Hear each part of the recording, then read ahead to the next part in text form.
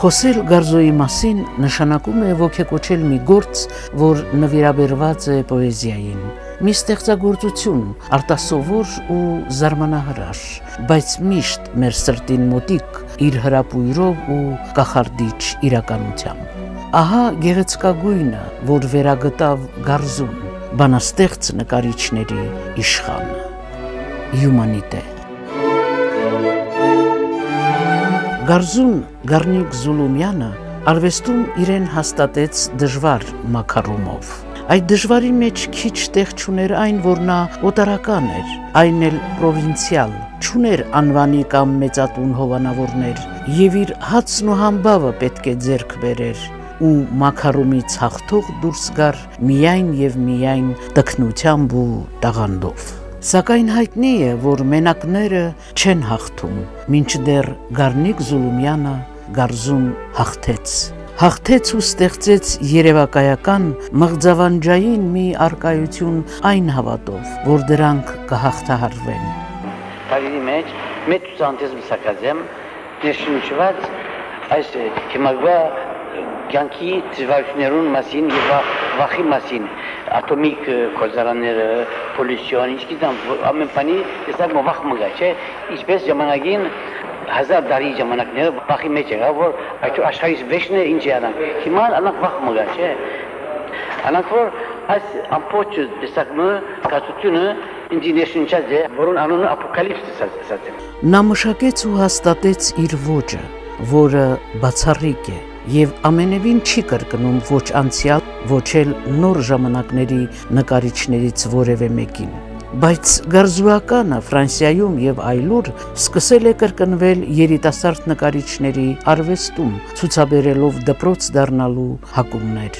Սակայն Գարզուի կենսագիրներից շատերն են հարցրել ու պատասխանել. արդյոք նա մենակ էր եւ մենակ էլ հաղթեց։ 1979 թվականի ապրիլի 4-ի համարում Ֆիգարոն կարծես տալիս է պատասխանը։ Նա մի ռաստինյակ էր, որ գավառից Փարիզ եկավ նվաճելու եւ նվաճեց։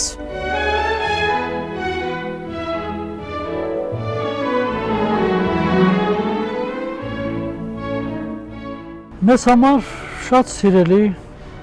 Գառնիկ Զուլումյանը աշխարհում ճանաչված իբրև Գարզու ֆրանսիական արվեստի 20-րդ դարի խոշորագույն երևույթներից մեկն է։ Նա եղավ մեկը այն նկարիչներից,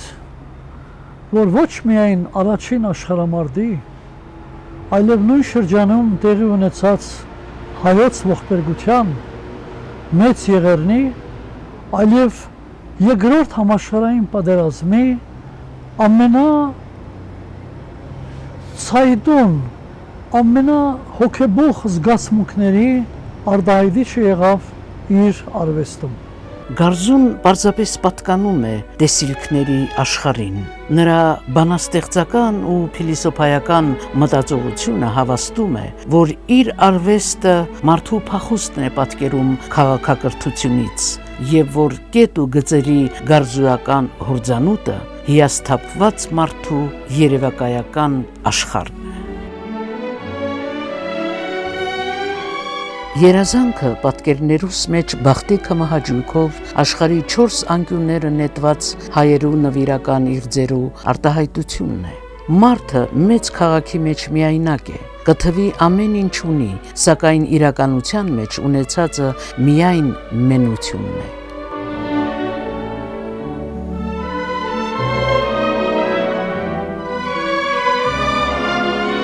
Մարդկությունը հակին դեպի ապակա գերտագոր շինեն գուշմություններ եւ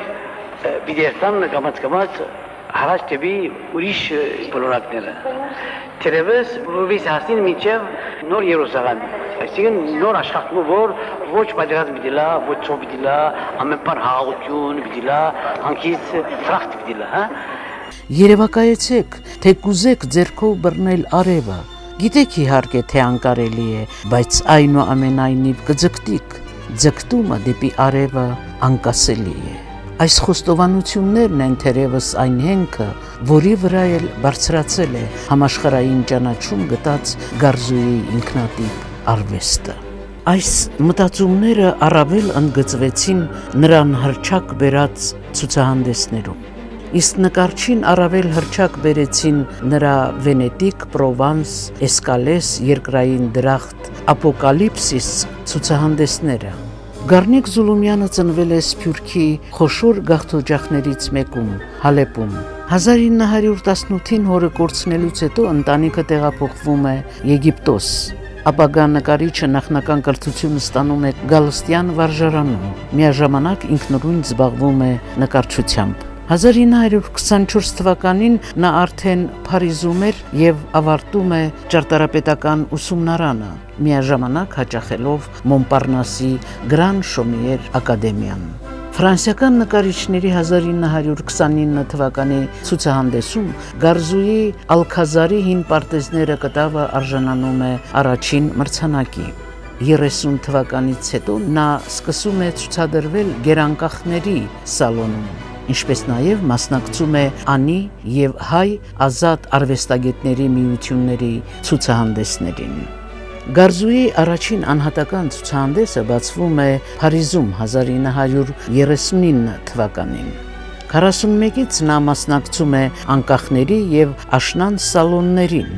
իսկ 45 թվականից Գարզուի գործերը ցուցադրվում են Դրուան Դավիթ հայտնի պատկերասրահում։ Գարզուն արդեն հայտնի նկարիչ էր Փարիզում։ Եվ պատահական չէ, որ 1943, 51, 53 թվականներին հաջորդաբար արժանանում է Հալմարկի մրցանակին։ Մինչև 1966 թվականը Գարզուն ունեցել է շուրջ 50 անհատական ցուցահանդես Կահիրեում, Ալեքսանդրիայում, Բեյրութում, Ժնևում, Բրյուսելում, Լոնդոնում, Նյու Յորքում, Ֆրանկֆուրտում, բազմիցս Փարիզում եւ Ֆրանսիայի այլ խոշոր կենտրոններում։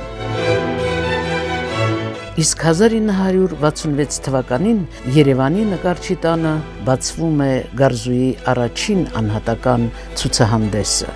Ներկայացված 150 փորագրություններն ու գրքերի նկարազարդումները արվեստագետը ամբողջությամբ նվիրաբերում է Հայաստանի պետական պատկերասրահին։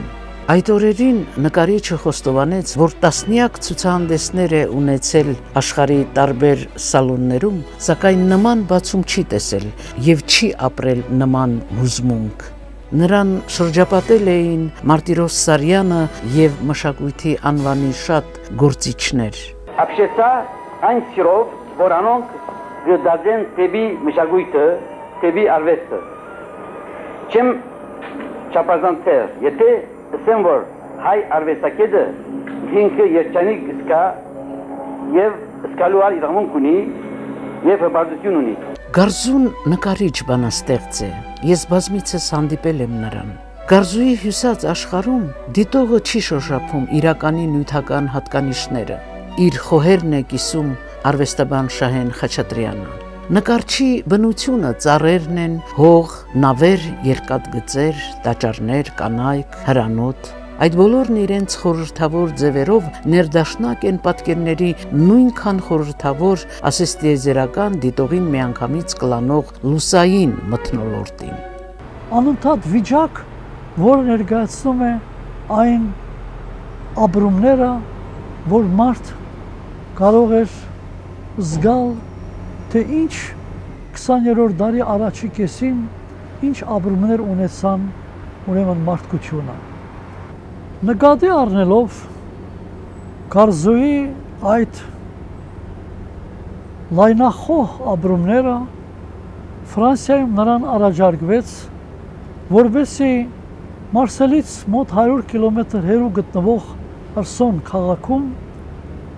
15-րդ դարում կառուցված մի եկեղեցում ստեղծի որմնանկարների շարք։ Եվ երբ նրա հետ հանդիպեցի Փարիզում, անշուշտ մի քանի անգամ նա առաջարկեց, որ միասին գնանք եւ տեսնենք այդ որմնանկարները։ Անշուշտ ամենակարևորը եւ ամենահետաքրքիրը ինքը լինելով հայ ժողովրդի զավակ կարողացավ այդ որմնանկարների մեջ նաև ներկայացնել այն եղեռնի առնչված դրվագներ, որոնք մինչև այսօր կմնան որպես արտահայտիչ այն վիճակի, որ իր հայրենի, իր հարազատ ժողովուրդն էր ապրում։ Սա միակ արժեքավոր բանն է իմ տան մեջ, գարզուի նկարը, մեծ բախտավորություն է։ Այսպես եղավ, 1968 թվին Սիլվա Գաբուտիկյանին ու ինձ հրավիրեցին Ֆրանսիա հանդիպումներ ունենալու։ Մի հանդիպման ժամանակ ես արտասանեցի Սիամանթոյի հույսին համար բանաստեղծությունը, քաղաքապարներու որ հովիտներ են պիտի քաս եւ երբ պիտի լուսանաս, ով հույս, երբ, որովհետեւ ես ալիմ երկու ցերկերս գարոդեն ու սպասում են թողտոչուն, արշալույսիդ քրքումներուն երգարեմ, գյանք բաղադողի մպես երգարեմ, անոնց հոսանքին արջև իմ ազատության առաջին նայվածքը սփանալու համար։ Գարզուն նստած էր տիկնոջ հետ, հետո մեզ հրավիրեց տուն, մենք սիրով գնացինք ու հանկարծ որոշեց ինձ նկարել։ Ես շատ լավ զգացի ինձ ու այսպես նկարելու ընթացքում նկարելուց հետո նա երաժշտություն միացրեց Դեբյուսի եւ այդ ընթացքում ես ասացի դուք ինձ շատ գեղեցիկ եք նկարում։ Նա ասաց ես ասեց քո հոգին եմ նկարել։ Հիմա չգիտեմ, այո ես քանի գնում զգում եմ որ նա ճիշտ էր։ Ես նայում եմ աչքերիս եւ զգում եմ որ աչքերի մեջ կա անսահման մի թախից, որ նկարիչը կարողացել է ըմբռնել, աչքերի մեջ կա իմ ամբողջ կյանք։ Ես այդպես եմ զգում։ Եվ երջանիկ եմ անսահման այս նկարի համար, որը միլիոններ արժե ինձ համար։ Նա արդիական նկարիչ է եւ միաժամանակ Գարզուի ստեղծագործության մեջ զգացվում է դասական ինչ-որ շունչ։ Քարափին բարձրացած տաճարը նրա մոտ գծերի հուզումն առատ հեղեղ է, բայց այդ հեղեղի միջից հայտնվում է տաճարի գեղեցիկ հավիտենական կերպարանքը։ Գարզուի պատկերները փոթորկոտ ծով են հիշեցնում, այո։ Նրա նկարներում միշտ զգացվում է խորհրդավոր մի տրոփյուն, չարտասանվող ներքին մի խոսք, որը հատուկ է միայն բարձր արվեստի երկերին։ Եվ գուցե այստեղից էլ բացվում է աշխարհին կույս աչքերով նայելու, միշտ մարդկային մնալու, կյանքը հավիտենական հեքիաթ ընկալելու նկարչի խորուրդ խորինը։ 1979 թվականին Գարզուն ընտրվեց Ֆրանսիական Գեղարվեստի ակադեմիայի անդամ։ Օծման հանդիսավոր արարողության ժամանակ ելույթ ունեցավ եւ նկարիչը։ Նա խոսեց իր ծագման ու արմատների մասին։ Դրանով իսկ վկայակոչելով սեփական արմատներին հավատարիմ մնալու նշանակությունը արվեստագետի կյանքում։ Գարզուի արվեստում ղողանջող հնչյունների ակունքները կապված են նկարչի մանկությանը։ Հայոց սարսափելի եւ տխուր ճակատագիրը իմս եղած է նաեւ առաջին իսկ օրերուն, երբ կկորցնեի հայրս, երբ կտեսնեի հայ անտունիներուն, որոնք կքշվեին դերզոր։ Գարզուն միջազգային հռչակ վայելած Գարզուն իրեն ծնող ժողովրդի հպարտությունն է։ Եվ պատահական չէ, որ 1980 թվականին Մարտիրոս Սարյանի անվան մրցանակով առաջինը պարգևատրվեց Գարզուն։ Իմ մեջ ես շատ պարգևներ ստացած եմ, բայց այդ պարգևը Մարտիրոս Սարյանի անունը գրող մրցանակը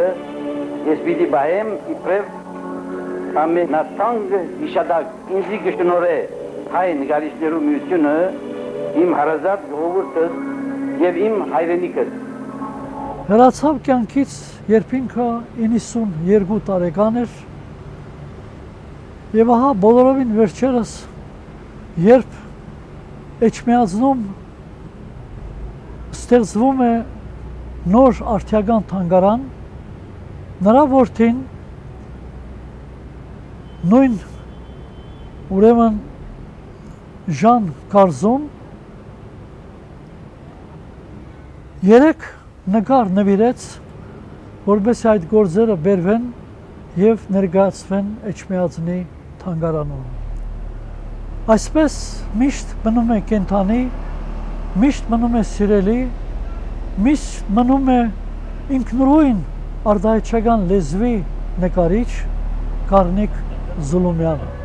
Գարզուի ձևավորումով բեմ են բարձրացել Գայլը և Ժիզել բալետները։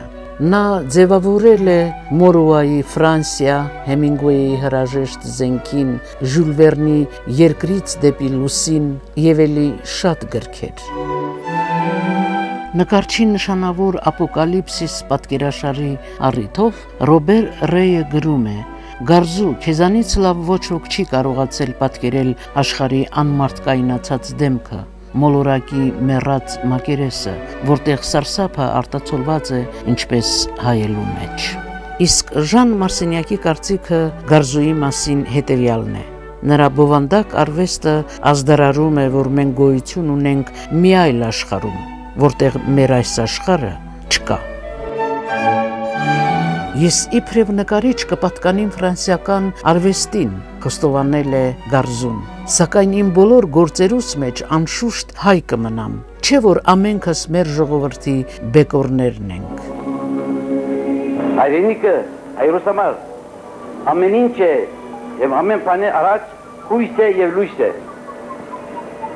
Արևի պես երկար կյանք մեր Հայաստանի։